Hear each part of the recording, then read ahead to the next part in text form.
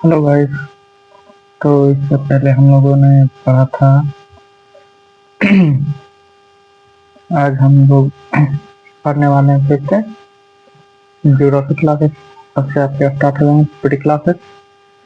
तो चलिए स्टार्ट करते हैं आज हम लोग का the universe.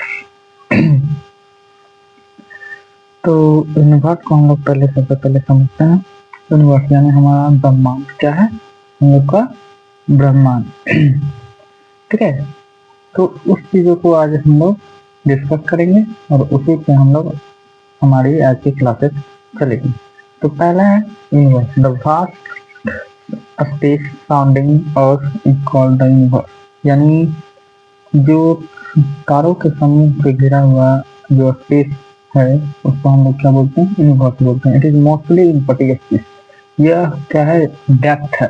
The universe include everything that exists, the most distant stars, planets, satellites as well as on Earth and all the objects। यानी ब्रह्मांड में जितनी भी डिसेंट ऑब्जेक्ट्स हैं, जैसे लाइक स्टार्स हो, प्लैनेट्स हो या सैटेलाइट हो, वो सभी क्या है हमारे यूनिवर्स के अंदर होते हैं।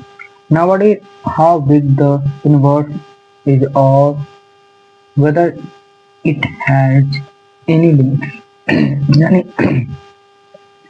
हम लोग की सोच से ये पढ़े, हम लोग यह इतना गहरा और इतना बड़ा है कि हम लोग इसकी कल्पना नहीं कर सकते। However, it is estimated that the universe contains 100 billion galaxies, each of which comprises 100 billion stars। यानी कहा जाए तो यह 100 बिलियन स्टार से बना हुआ एक गैलेक्सी है। आइए आगे हम लोग चलते हैं।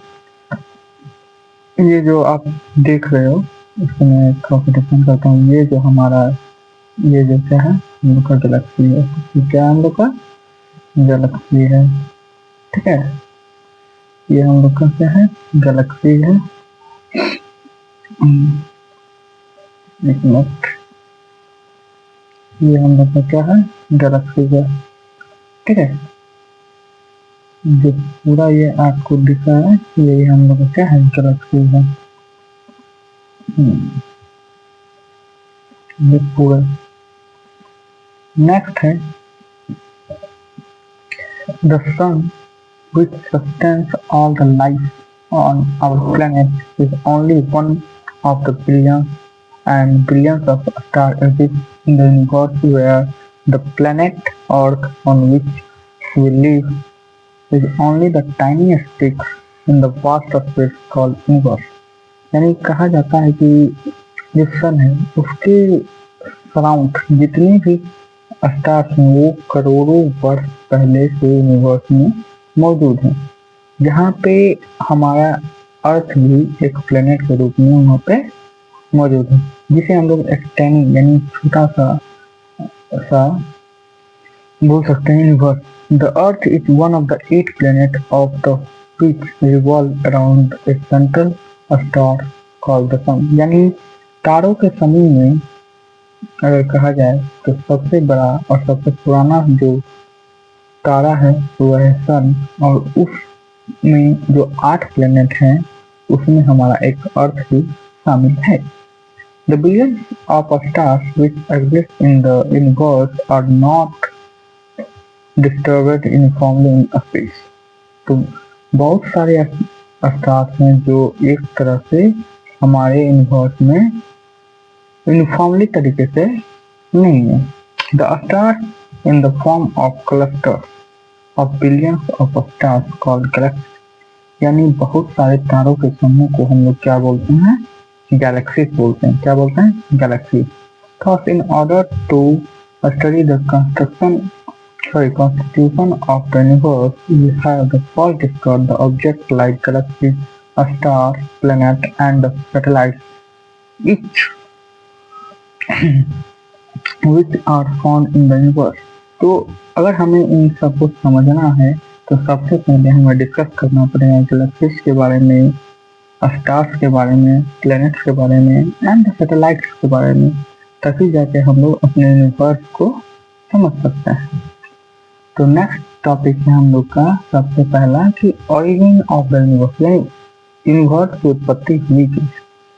सबसे पहला क्वेश्चन है कि यूनिवर्स की उत्पत्ति हुई कैसे। हम लोग कैसे मान सकते हैं कि यूनिवर्स हमारा बना और प्लेनेट कहाँ से आए, किस तरीके से ये सारे प्लेनेट निकले हैं। The most popular argument regarding the origin of the universe the big bang theory. तो आप लोग बिग बैंग थ्योरी क्लासेस में भी पढ़ेंगे। उन्होंने ही सबसे पहले इस चीज को डिफाइन किया था। It is also called the universe hypothesis, जिसे यूनिवर्स का हाइपोथेसिस भी कहा जाता है।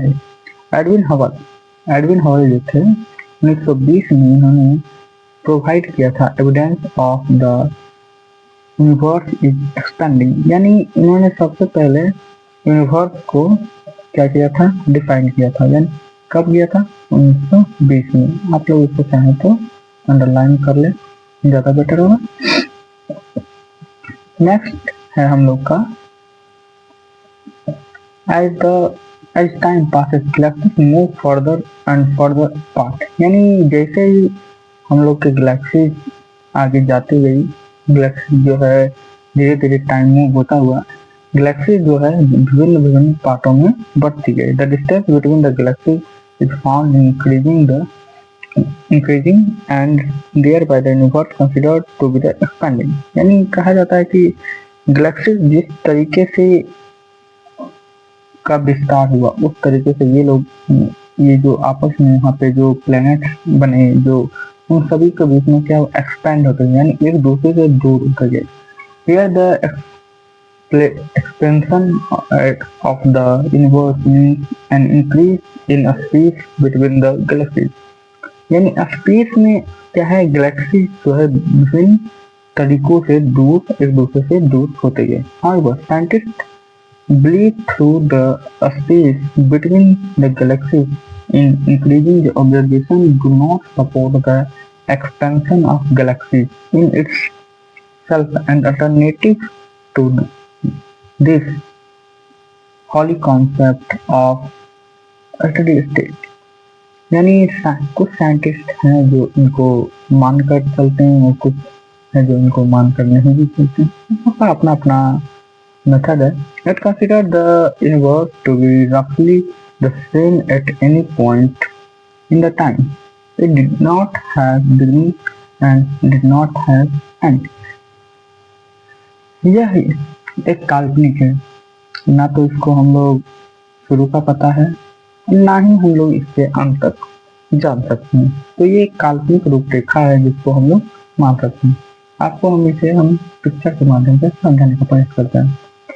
तो सबसे पहले मैं आपको थोड़ा सा डिफाइन करता हूँ। ये जो आप पिक्चर देख रहे हो यही है आपका ओरिजिन ऑफ द अर्थ, यानी ये अर्थ आया कर origin of the universe. Sorry, तो सबसे पहले जो था हम लोग का जो सन बना था उसके अंदर क्या है, एक उसके बगल से यानी उसके बगल से कोई तारा जो है गुजर रहा था। जो आपको ये रेड कलर के जो दिख रहे हैं ये क्या है, तारे जो है गुजर रहे थे। तारे गुजरने के दौरान इन दोनों के बीच में था आकर्षण, अट्रैक्शन ऑफ फोर्स होने के कारण बहुत सारे ऐसे एटम्स जो है सूर्य से निकले। सूर्य से क्या है, सन से ओरिजिन हुआ, निकल। जब तक ये निकला तब तक में सारे जो वहाँ पे जो तारे थे वो तब तक इसके पास से गुजर गए, और जो बाहर निकला और जो इनसे मैग्नेट एटम के रूप में जो बाहर निकला वो ठंडा होकर जो है धीरे धीरे अर्थ का रूप प्लैनेट का रूप ले लिया। जस्ट क्लियर, आपको ये चीजें समझ में आ गई होंगी। चलिए आगे हम लोग बढ़ते हैं। इसके क्वेश्चन है, आप इस लोग को सॉल्व करके आइएगा। नेक्स्ट है stages of big bang theory, यानी बिग बैंग थ्योरी क्या है इसको समझना सबसे ज्यादा जरूरी है। In the beginning of all the matters forming the universe is excited is one place in the form of tiny ball. Tiny ball को हम लोग सिंगुलर एटम भी बोला जाता है with an imaginably some a small volume, infinite temperature and infinite density.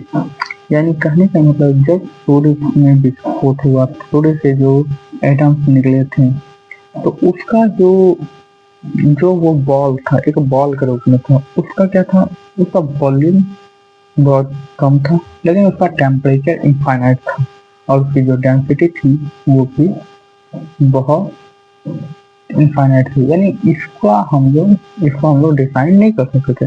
ऐसा कहाँ बोला जा रहा है? बिग बैंग थ्योरी में। द बिग बैंग थ्योरी यानी बिग बैंग थ्योरी के अनुसार the tin ball exploded velocity led to huge expansion. It is now generally accepted that the event of Big Bang took place 13.7 billion years before the present. यानी big bang theory के अनुसार जो यह विस्फोट हुआ है वो कब हुआ है? लगभग 13.7 बिलियन ईयर पहले, जो अभी तक भी मौजूद है। The expansion of continuous event to the present day यानी तब से लेके अब तक as it grew some energy was converted into matter, जो कि कुछ एनर्जी जो है अब इसमें मैटर में कन्वर्ट हुए। There was particularly rapid expansion with frictions of a second after the bang. Thereafter, the expansion had slowed down.